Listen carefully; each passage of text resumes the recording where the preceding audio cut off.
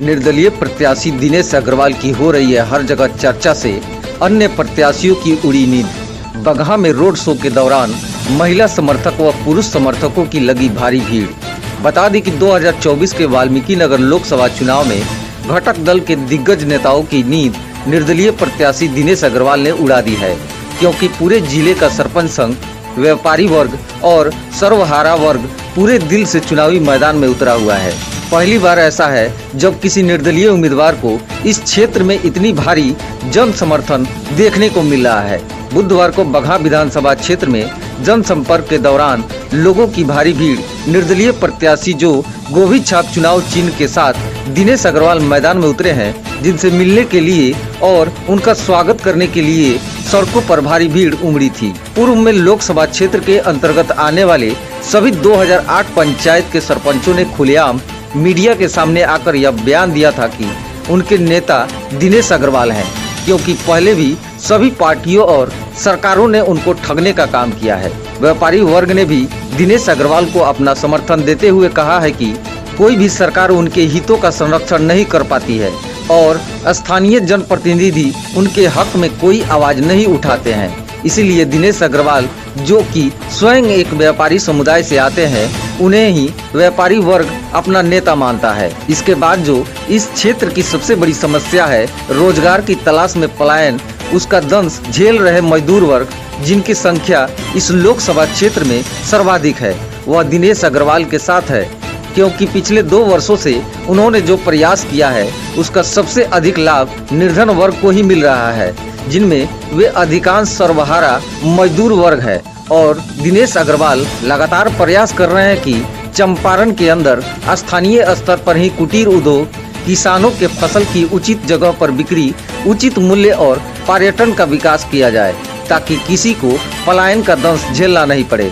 उनके इसी विजन के कारण शिक्षित लोगों का एक बड़ा समूह भी उन्हें अपना समर्थन दे रहा है और ऐसा लग रहा है कि इनका चुनाव वे स्वयं नहीं बल्कि जनता लड़ रही है।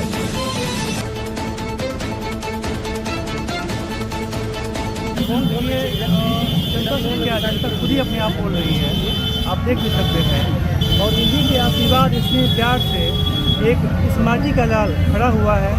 एजेंडा एक ही है, अपने समाज को सशक्त करना, इन महिलाओं को अधिकार दिलाना, उन गरीब महिलाओं के बच्चों की पीढ़ियों के लिए जो आज तक वाल्मीकि के धरती को चीट किया गया है, धोखा दिया गया है, उनको ये दिखाना कि ये समाजसेवी क्या कर सकता है, इन महिलाएं, हमारे जो समाज के लोग क्या कर सकते हैं। जिन सांसदों ने धोखा दिया यहाँ पे, जिन्होंने प्रधानमंत्री जी के नाम को बदनाम किया, आज समय आ गया है समाज स्वयं खड़ा हो गया आंदोलित होकर।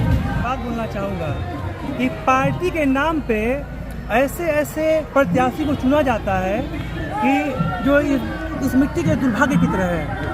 तो पार्टी को समझना पड़ेगा कि जिस वाल्मीकि नगर को, जिस बिहार को बिहार बनाने की बात हो रही है, अगर आप ऐसे प्रत्याशी देखेंगे तो राष्ट्र हित में बिल्कुल भी नहीं है। और सारी महिलाएं व्यापारी समाज से हैं, अन्य समाज से भी आई हुई हैं, और इनसे बड़ा राष्ट्रवादी कोई नहीं हो सकता। तो इनको भी इस बात का मलाल है, अगर किसी को हार्ट अटैक आ जाता है, वो व्यक्ति, वो समाज के लोग हॉस्पिटल पहुँचने पर मर जाते हैं। आखिर में ऐसा क्यों? अच्छे हॉस्पिटल होने चाहिए। अपने बच्चों के हम क्यों डिग्री कॉलेज नहीं बना पा रहे हैं? हमारे बच्चे बाहर पढ़ने जाते हैं, तो हम कहते हैं कि हमारा बिहार ऐसा है वैसा है। यानी कि अच्छे प्रत्याशियों के लिए पार्टियों को भी नसीहत देना चाहूँगा कि कम से कम एक कार्यकर्ता ऐसा बनाइए, दीजिए, इंटरव्यू लीजिए, जो अपने समाज के चरित्र का निर्माण कर सके। समाज के ऐसे चेहरे को, चाल चरित्र चेहरे को जनता पहचान चुकी है। अब ये कम्युनिकेशन का युग है। मैं मान सकता हूँ जो 20% लोग हैं उस कम्युनिटी के, जो किसानी लोग हैं, जो यादव कमेटी के लोग हैं, वो समझ नहीं पा रहे हैं, जो जागरूक हैं। इस बार जनता दिखा देगी कि जो चोरी किया है उसका जवाब जनता स्वयं देगी। और मैं कहूँगा उन लोगों से, आपको लगता है कि आपके माटी का लाल, आपका बेटा, आपका परिवार का बच्चा खड़ा है और सुख दुख में साथी है, उसको आप याद कीजिएगा, हमेशा खड़ा मिलेगा।